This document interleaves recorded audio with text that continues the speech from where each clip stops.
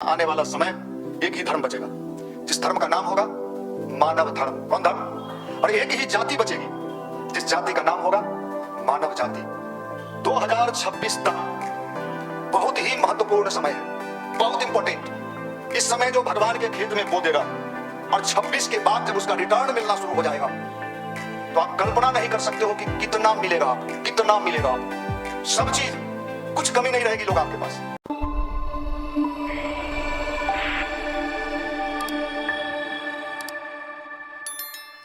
देखिए, भगवान की बड़ी कृपा है कि हम सब लोग यहाँ आके बैठते हैं और बैठ के कुछ ऐसी बातों को सुनते हैं जो हमारे भीतर हमें एक ऐसी प्रेरणा भगवान के द्वारा मिलता है कि हम भी सही रास्ते पे चलें और दूसरे को भी सही रास्ते पे चलने की प्रेरणा दें। संसार में कहीं ऐसा कोई जगह नहीं है, आप दुनिया में कहीं चले जाइए, इस देश में बड़े बड़े संत महात्मा साधु बैठे हैं। आपके जाने के पहले आपका बैलेंस देखा जाएगा। मैं बड़े बड़े साधुओं की बात करता हूं जिनका टीवी चैनल पर नहीं, पूरे दुनिया में जिनका नाम है, लेकिन वहां आपके जैसे साधारण आदमी का जाना बहुत ही मुश्किल है। वहां बड़े बड़े लोग ही जा सकते हैं। लेकिन गायत्री परिवार एक ऐसा मंच है जहां मजदूर से लेके, रिक्शा चलाने वाले से लेके और बड़े बड़े लोग एक ही राह पर जाते हैं और एक ही साथ बैठ के भोजन करते हैं। ये दुनिया का पहला ऐसा संगठन है गायत्री परिवार जो थ्योरी में विश्वास नहीं करता है, प्रैक्टिकल में विश्वास करता है। दुनिया में थ्योरी बहुत मिलेगा, ज्ञान बहुत मिलेगा, विज्ञान बहुत मिलेगा, समझाने वाले एक से एक लोग, बड़े बड़े साधु संत मिलेंगे, लेकिन व्यवहारिकता कहीं आपको दिखाई नहीं पड़ेगा। लेकिन जो हमारा गायत्री परिवार है, परम पूज्य गुरुदेव वंदनीय माता जी की कृपा से एक ऐसा परिवार है जहां लोग कोई भी पहुंच सकता है। अभी देखिए, मैं देख रहा था आज बहुत सारे भाई शांति कुंज में हैं, हरिद्वार में गए हैं, यहाँ के अपने युवा भाई लोग। आप शांति कुंज के किसी भी बड़े बड़े संत महात्मा के आश्रम में चले जाइए, बिना दिए आपका गुंजाइश, किसी भी ABCD जिसका भी आप नाम लीजिए, आप जिनको भी जानते हो, बड़े बड़े उद्योगपति बाबा लोग भी हैं, उनका भी मैं बता रहा हूं। लेकिन गायत्री परिवार में कोई जाता है तो उसको नहीं पूछा जाता है कि तुमको रहने का कितना पैसा देना होगा, भोजन का कितना पैसा देना होगा, और ये नहीं पूछा जाता है कि तुम किस जाति से हो, ये नहीं पूछा जाता है तुम्हारे बाप क्या करते हैं, कितना मालदार आदमी हो, सेठ हो कि नहीं हो। कोई भी जाता है और उस भगवान के यहाँ जाके बैठ के अपने जीवन को धन्य बनाता है। ये दुनिया का पहला ऐसा गायत्री परिवार है। हमारा युवा प्रकोष्ठ भी वही काम करता है। यहाँ इसको कोई लेना देना नहीं है आप किस जाति से हैं, किस धर्म से हैं। हमें धर्म से भी लेना देना नहीं। आप हिंदू हैं कि मुसलमान हैं कि सिख हैं कि ईसाई हैं, मुझे कोई लेना देना नहीं। हमें तो एक ही चीज लेना है कि आप मनुष्य हैं और मनुष्य बनने की कोशिश करिए। अगर हम मनुष्य बनने की कोशिश करें और मनुष्य बनना ही हम सफल हो जाएं तो दुनिया में सबसे बड़ा धर्म अभी यही है, और कोई धर्म नहीं। जितने भी धर्म हैं वो बाहर रूप से कोई कई साधु संत महात्मा लोग बताते रहते हैं कि अभी ये होली का समय आया है तो देखिए यूट्यूब पर और बड़े बड़े बाबा लोग बताते हैं कि आप जाके आपका जो दुश्मन है उसको मारने के लिए क्या कर दीजिए। अच्छा, मान लीजिए जिसको आप मारने के लिए गए हैं वो यूट्यूब देख के दूसरा भी कहीं वही देख लिया होगा। अब दोनों एक ही टेक्निक वहां भिड़ा रहा है, कौन मरेगा?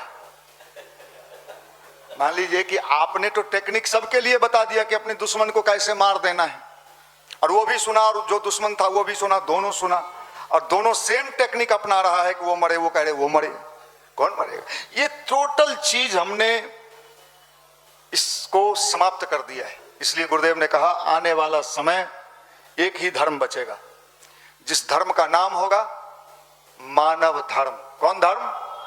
और एक ही जाति बचेगी, जिस जाति का नाम होगा मानव जाति, मानवता की जाति। ये सब देखिए, ये जो भगवान खेल कर रहा है, भारत को चूंकि सफाई करना है, भारत ही विश्व का मार्गदर्शक बनेगा, तो पहली सफाई भारत की ही होनी है।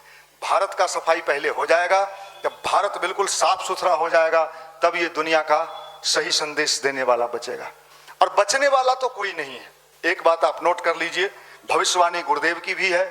1986 के प्रवचन में गुरुदेव ने भी इस चीज को बोला है, और मैं भी आपको बता रहा हूं, आने वाले दिनों में लोग नौकरी करना पसंद नहीं करेंगे। क्या बात करते हैं, क्यों नहीं करेंगे? जब नौकरी में सैलरी से ज्यादा अगर आपको मिलना बंद हो जाए तो माफ करना, आने वाले समय में लोग घूस नहीं ले पाएंगे।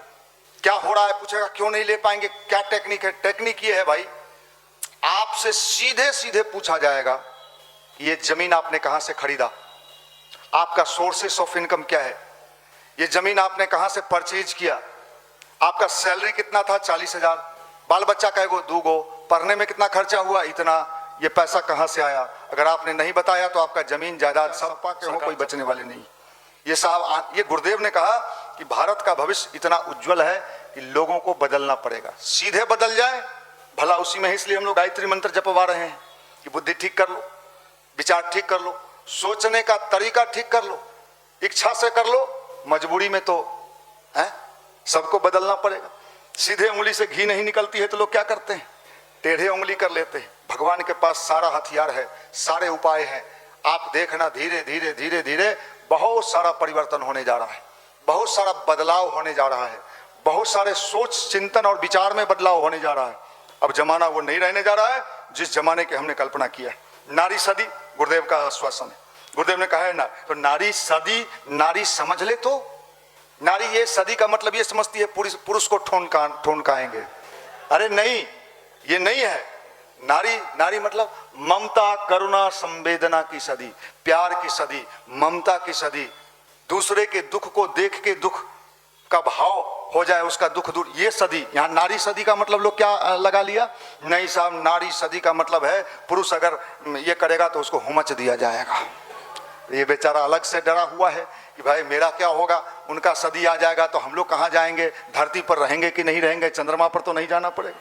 तो गुरुदेव ने जो नारी सदी की बात कही है वो कही है यही बात। एक बात आप समझ लीजिए, आने वाला समय गुरुदेव ने लिखा है कि इतना शानदार समय है, घबराना नहीं है कि जमाना खराब आ रहा है, जमाना बहुत अच्छा आ रहा है, बहुत शानदार आ रहा है। ना कोई बड़ा होगा ना कोई छोटा होगा, ना कोई अमीर होगा, अमीर होगा भी तो उसको अमीरी का कोई घमंड नहीं होगा, सब सामान्य होंगे। और इसका लोगों ने पूछा कि गुरुदेव ऐसा जमाना आएगा तो हम कैसे जानेंगे? तो गुरुदेव ने कहा बेटा कभी शांति कुंज में आके देखना, जहां सारे लोग एक साथ बैठ के भोजन करते हैं, सारे लोग, कोई वहां किसी का नौकर नहीं है, कोई किस जाति, बगल में कौन जाति का बैठा है, इधर कौन, कुछ पता नहीं, लेकिन सब प्रेम व्यवहार से एक दूसरे से मिलते जुलते। तो आप समझ लीजिए एक ऐसा मॉडल गायत्री परिवार में बना दिया गया है, और आपको इसलिए बुलाया गया है कि आप विशिष्ट आत्मा है, जागृत आत्मा है। परिवर्तन के पहले, ये जो परिवर्तन होने वाला है इसके पहले का ये तैयारी चल रहा है, और इस तैयारी में जो लोग साथ देंगे भगवान का, जो लोग भागीदार बनेंगे, जो खाली गायत्री मंत्र जपते रहेंगे, फ्री का हवन करेंगे, हमारे यहाँ पैसा नहीं लगता है हवन करने में, पता है ना, पैसा फ्री में होता है, हवन फ्री, लकड़ी फ्री, पंडित जी फ्री, सब फ्री, खाली जाके डाल देना है, पुण्य बटोर के पॉकेट में लेके घर चले जाना है। नहीं, वो इसलिए है कि आपके अंदर देने का भाव जागृत हो, और ये देने का भाव जागृत हो इसलिए हम यज्ञ करते हैं। यज्ञ के साथ हम क्या बोलते हैं, इदम गायत्री इदम न मम। हम लोग क्या कहते हैं, इदम गायत्री इदम मम, सब हमको दे दीजिए, रेलवे दे दीजिए, बैंक दे दीजिए, सब दे दीजिए, दूसरे का भी हड़प के हम ही खा जाएं, कोयला खा जाएं, हैं, अलकतरा पी जाएं रोड वाला, इंजीनियर बन के, पुल गिरा दें बिहार में इंजीनियर बन के, 10 गो मजदूर मर गया, कोई बात नहीं, मर गया मर गया, हमारा माल बन गया, हम बेटा को मेडिकल में भेज देंगे, माफ करना, ये नहीं चलेगा। भगवान की डांग लगने वाली है, और ऊपर वाले के लाठी में आवाज नहीं होता है, लेकिन जब लगता है, मैंने देखा है, जब लगता है तो आदमी तिलमिला जाता है, कहता है मेरे भाग्य को क्या हो गया, तेरे भाग्य को तेरे कर्म ने लेके डुबा दिया, तूने कुछ ऐसा किया। ये समझ लीजिए, तत्काल तो आदमी मजा मार लेता है, तत्काल क्या करता है, खुश होता है कि हमने उसको तकलीफ दे के पैसा बटोर लिया, हमने उसकी बेईमानी कर लिया, हमने उसे, आप विश्वास मानो, इस प्रकृति में हर चीज का रिटर्न मिलता है, लेकिन समय लगता है। हम लोग हड़बड़ाहट में चाहते हैं कि तुरंत मिल जाए, तुरंत नहीं मिलता है, बीज भी बोने के बाद टाइम लगता है। आम का पौधा लगाते हो तो कितने साल के बाद आम खाते हो, कम से कम 3 साल के बाद, 3-4 साल के बाद उसमें फल आता है, तुरंत नहीं आता है। तो आपने बीज डाला है, किसी का बुराई किया है और आप घबरा जाते हैं कि साहब उसने तो, उसका तो अच्छा होते जा रहा है, उसका भी उसको रिटर्न गिफ्ट मिलने वाला है। ये विज्ञान था हमारे यहां, द एब्सोल्यूट लॉ ऑफ कर्म, द एब्सोल्यूट लॉ ऑफ कर्म, गहना कर्मणो गति, कर्म फल के सिद्धांत। ये साइंटिफिक है, इसको हमारे देश में रिसर्च हुआ था, लेकिन हम घबरा जाते हैं, हम घबरा जाते हैं, हम तुरंत में बेचैन हो जाते हैं कि मेरे साथ वो गलत कर रहा है, उसका गलत नहीं हो रहा है, छोड़ दो, उसका गलत होगा, तुम चिंता क्यों करते हो, तुम परेशान क्यों होते हो। देखो सब चीज का है समय, इंतजार करिए, इंतजार करिए। और इसलिए गायत्री मंत्र जपा जाता है कि कम से कम हम भटकाव में ना चले जाएं, हम कहीं गलत रास्ते पे ना चले जाएं, हमारा जीवन कहीं गलत राह पे ना चला जाए, इसलिए हम गायत्री मंत्र का जप करते हैं। यज्ञ क्यों करते हैं? यज्ञ इसलिए करते हैं, यज्ञ का भी बड़ा साइंटिफिक रीजन है और आध्यात्मिक रीजन भी है। यज्ञ बहुत ही शानदार चीज। यज्ञ करने का मतलब यह होता है कि हमारे अंदर देवत्व का विकास होता है। देवत्व मतलब देवता, देवता, देवता किसको कहते हैं? देने वाला। लेवता, आप देवता हो कि लेवता हो? देवता क्या दे सकता है? देखो आप कहोगे हम क्या दें, हम तो गरीब हैं, हमको तो अपने मम्मी पापा देते हैं तो हम पहनते हैं, नहीं तो कपड़ा भी नहीं है, जींस भी। साहब देने के लिए आपको भगवान ने क्या दिया है? वाणी दिया है। किसी को आत्मबल बढ़ा सकते हो तो बढ़ा दो, ये भी भगवान का काम है। किसी के मन में तकलीफ है, दुख है, कष्ट है, अगर आपके वाणी से, विचार से, चिंतन से, विचार से उसको सहानुभूति मिलता है, उसका मनोबल बनता है, ये भी भगवान का है। इसमें तो कोई पैसा नहीं लग रहा है ना, इसमें भी पैसा लगता है। हमने कितने लोगों को देखा है जो हमारे यहाँ रोते हुए आते हैं, हमारे यहाँ रोते हुए आते हैं और हंसते हुए चले जाते हैं। हमारा काम ही है लोगों को हंसाना। आजकल लोग क्या करते हैं? लोगों को रुलाना। हंसा नहीं पाए तो रुला दिए। माफ करना, आप दूसरों को हंसा के देखो, आप दूसरे के कष्ट को दूर करके देखो, और ये मत सोचो कि इसका रिटर्न की भैया बोले थे कब आएगा, बीज तुरंत खोद खोद के देखे मिला कि नहीं मिला। तो भगवान सोचेंगे ये स्वार्थी है। निस्वार्थ भाव से आप करते चले जाओ, चिंता मत करो। जो बुरे कर्म का भी प्रभाव पड़ता है तो अच्छे कर्म का भी प्रभाव पड़ेगा। हमने युवा मंडल में इसका अनुभव किया है, हमने अनुभव किया है। अगर आप दूसरे को खुश रखोगे तो आप 24 आवर्स खुश रहोगे। आप दुखी करोगे तो आपको भी दुख मिलेगा। इसलिए लोगों को प्रसन्न करिए, उनको सही रास्ता दिखाइए। यही भगवान की अभियान है, यही हनुमान जी का अभियान है, यही माँ दुर्गा का अभियान है, यही गायत्री माता का अभियान है, यही समझ लीजिए गायत्री परिवार का अभियान है। हम इस चीज को जितना जल्दी समझ लेंगे उतना ही जल्दी फायदे में रहेंगे। और ये भगवान गुरुदेव ने कहा, बेटा ये तो बो और काटो का सिद्धांत है। बो और काटो, अगर आप बोइएगा तो काटिए, बोइए काटिए, बोइए काटिए, मिलेगा। इतना मिलेगा कि आप रख नहीं पाएंगे, इतना मिलेगा। देखो साहब, मैं उदाहरण के साथ आपके सामने खड़ा हूं, मैं तो उदाहरण अपना दे रहा हूं, हमेशा देता हूं कि साहब आपके सामने खड़ा है। आप कल्पना करिए, अगर हम भी तो बिहार में जन्म लिए, बिहारी बुद्धि का कमजोर होता है, कमजोर होता है। अगर हमको नहीं मिलता तो हम आपको मुफ्त में ज्ञान क्यों देते? भगवान किसी न किसी रूप में आपकी सारी व्यवस्था पूर्ण करता है। आपका मान सम्मान, अभी देखो साहब मंदिर में दीपक जल रहा है, मैं झूठ नहीं बोलूंगा। देखो साहब, मैं नेता तो नहीं बना, राजनीति में तो नहीं गया और आगे जाने की भी कोई संभावना नहीं है, लेकिन कितने लोग मेरे पास फोन करते हैं। मैं मंदिर में कह रहा हूं कि मेरा टिकट मिलने वाला है, थोड़ा आप भी पैरवी कर देते ऊपर लेवल तक।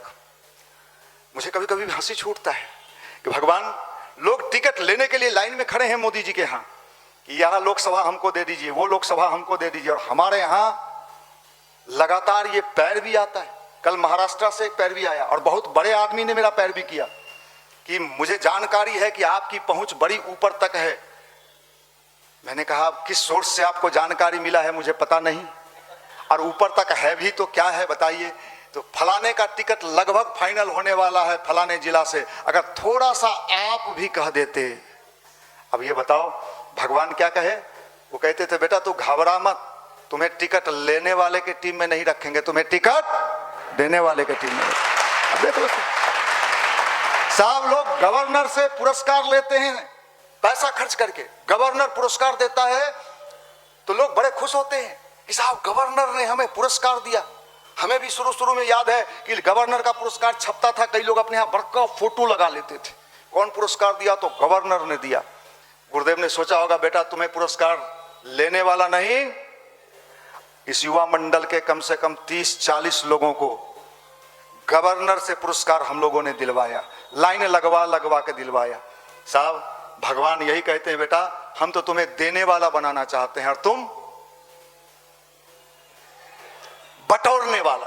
आप निर्णय ले लो, देने वाला बनना है या बटोर। देने में मजा अलग है। आप कल्पना करिए देने का जो मजा, आप लोग कभी स्वाद लिए हैं देने का? हम तो दोस्त का चप्पल चुरा के चले गए थे। आप कभी किसी को दे के देखो, क्या देखो, धन की आवश्यकता नहीं है, प्यार का, ममत्व का, शुभकामना का, किसी से 2 शब्द अच्छे से बात कर लो। मैं आपको निवेदन करना चाहता हूं कि भगवान से जुड़ने से हर दृष्टिकोण से लाभ ही लाभ मिलता है और अभी का समय यही आया है देने का। 2026 तक डायरी में नोट कर लीजिए, 24 है ना, 2026 तक बहुत ही महत्वपूर्ण समय है, बहुत इंपॉर्टेंट। इस समय जो भगवान के खेत में बो देगा और 26 के बाद जब उसका रिटर्न मिलना शुरू हो जाएगा तो आप कल्पना नहीं कर सकते हो कि कितना मिलेगा आपको, कितना मिलेगा आपको। सब चीज, कुछ कमी नहीं रहेगी लोग आपके पास। आपको देखना है, कभी बीमार पड़ जाओ तो अपने रिश्तेदारों को फोन करो और कहो कि मुझे ब्लड की आवश्यकता है। आज युवा मंडल में अगर किसी भाई को पता चल जाए तो एक भाई दूसरे भाई के लिए लाइन लगा देता है। भगवान कभी किसी का रखता नहीं है। ये साधारण संगठन नहीं है, ये साधारण संगठन नहीं है, ये भगवान का संगठन है, ये गुरुदेव और माता जी का संगठन है। इसमें आने वाला व्यक्ति कभी धोखा नहीं खा सकता है, कभी नहीं खा सकता है। आपके दोस्त आपको धोखा दे देगा, आपके मित्र आपको धोखा दे देंगे, आपके रिश्तेदार जिसको आप बहुत प्यार करते हो, मामा मामी, मौसा मौसी, फूफी, ये सब धोखा दे देगा। लेकिन वहां धोखा की गुंजाइश नहीं। आजमाया हुआ नुस्खा है, आजमाया हुआ, धोखा नहीं मिलता है। गुरु के शरण में कभी धोखा, अगर धोखा मिलता, अभी कम से कम हमारे युवा मंडल के 100 भाई हरिद्वार चले गए। अब बताइए, होली में लोग लद लद के ट्रेन में लटक लटक के दिल्ली से, पंजाब से, हरियाणा से, बॉम्बे से 60 जोड़ी ट्रेन चलाया है बिहार के लिए मोदी जी, कि सब लटक के घरे ढुको हैं, होली खेलिए के दम ली हैं। और ये बताइए उसी बिहार के ये 100 युवा कहां चले गए? हरिद्वार चले गए। क्यों? कुछ तो विशेष है, कुछ तो स्पेशल है, तभी वहां चले गए। वहां जो स्वाद मिल रहा है, मुझे जब भी कोई हरिद्वार की बात करता है तो मेरा मन तो इतना लालच में आ जाता है कि कब पहुंच जाएं, जबकि हजारों बार जा चुके हैं, फिर भी हमेशा जाने का मन करता है। ये कौन सा जगह है जहां जाने का मन करता है? यही प्यार है, यही चुंबकत्व है, गुरु की शक्ति वहां काम करती है। वहां जाने का बाद लगता है कि कोई अपने घर में, आंगन में, अपने परिवार में आ गए। आप कल्पना नहीं कर सकते हो। इसलिए यहां धोखे की संभावना नहीं है। और 2026 तक, 2026 याद रख लेना, खाली किसी को नहीं बैठना है। घर घर गुरुदेव के विचार को फैलाना है, अधिक से अधिक घरों में गुरुजी को पहुंचा देना है, अधिक से अधिक घरों में गायत्री मंत्र को पहुंचा देना है, बिना कुछ सोचे, बिना किसी परिणाम की चिंता किए हुए आप इसको करते जाना। भगवान आपको इतना देगा, इतना देगा कि आप रख नहीं पाओगे, आप कल्पना नहीं करने का ही है। धैर्य मत खोना।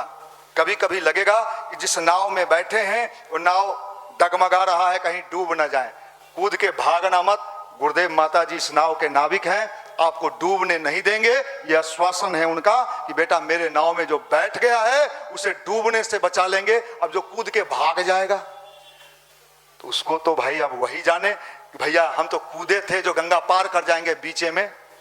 इसलिए आप सब विश्वास मानो।